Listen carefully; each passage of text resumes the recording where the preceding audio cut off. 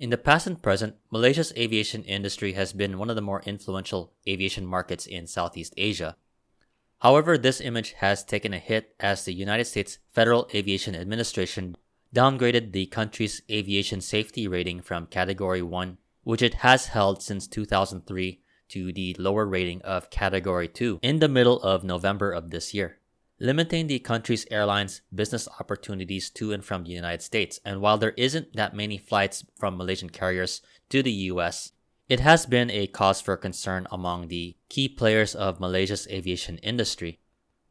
While you may ask why is the US FAA's aviation safety rating downgrade is such a big deal, the basis of the assessment is derived from the standards set forth by the major global aviation bodies, such as IATA or ICAO. The US Federal Aviation Administration began auditing the safety standards of airlines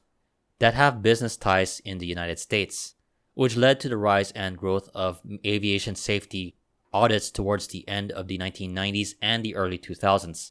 The Category 2 rating is based on the International Aviation Safety Assessment, which audits the practices and safety adherence of countries' aviation safety regulators who has flights to the United States or operates codeshare flights for US-based airlines. Based on the results and findings of the team from the US FAA, when making an assessment of a country's aviation regulators such as the Civil Aviation Authority of Malaysia in this case, a country could receive one of two ratings, Category 1 or Category 2. A Category 1 rating is given to a country's aviation regulator that complies with ICAO standards, allowing a country's airlines to open new flights to the United States or to launch codeshare flights with any US-based carrier. While a Category 1 rating could be considered the passing mark, a Category 2 rating is given when the assessors find deficiencies in safety standards by the aviation regulator of the country, which could include inadequate training, inadequate record keeping, and or inadequate inspection procedures on airlines and aircraft. While it's an audit on the aviation safety regulator of a country, it's the country's airlines that take the burden of the aviation safety rating downgrade. In Malaysia's case, airlines such as AirAsia and Malaysia Airlines will not be able to launch new flights to the United States and may not be able to enter into new codeshare partnerships with US-based airlines. Airlines from Category 2 countries will be allowed to keep their existing flights to and from the United States, though they are going to be subject to inspection. With the downgrade to Category 2, Malaysia joins 5 different countries including another ASEAN country, Thailand, along with Bangladesh, Costa Rica, and Curacao and Ghana with restrictions with flights to the United States.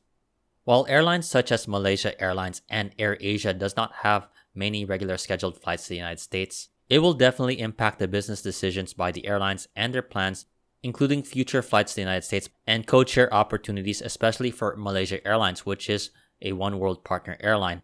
Nearly a week after the downgrade was announced, Malaysia Airlines' One World partner airline, American, reportedly stopped offering codeshare flights operated by Malaysia Airlines in Asia, which is a blow for an opportunity for Malaysia Airlines to tap into connecting travel from the North American market, though the Malaysia-based carrier has assured the travelers that it will keep its codeshare flights operated by American. The other airline that is going to be impacted is AirAsia and its plans for its potential flights to the US West Coast and other US destinations. Though the workaround is because this covers only the Malaysia-based flag carriers, any potential route to the United States could use another subsidiary, such as transferring some A330s to make a AirAsia X brand for Japan.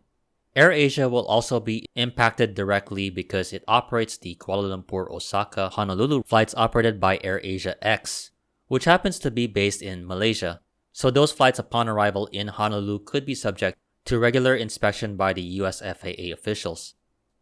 While the business restrictions are limited to the United States, Malaysia is taking it seriously to restore the Category 1 rating, forming a new government task force as well as requesting the US FAA for another audit in 2020. So how long would this restoration of the Category 1 status take?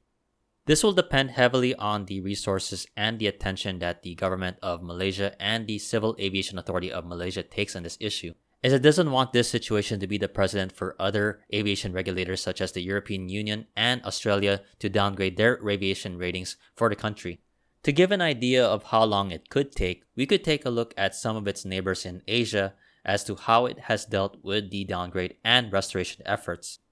Within the last 2 decades, there have been 4 ASEAN countries that have been downgraded by the US FAA, including Indonesia, Thailand, the Philippines, and now Malaysia, along with India, which has had its own stints with the Category 2 rating in this decade. India has some short 1 to 2 year stints, while Indonesia had one of the longest duration with a 9-year stint in the Category 2 rating level, which it had from 2007 until it was upgraded in 2016.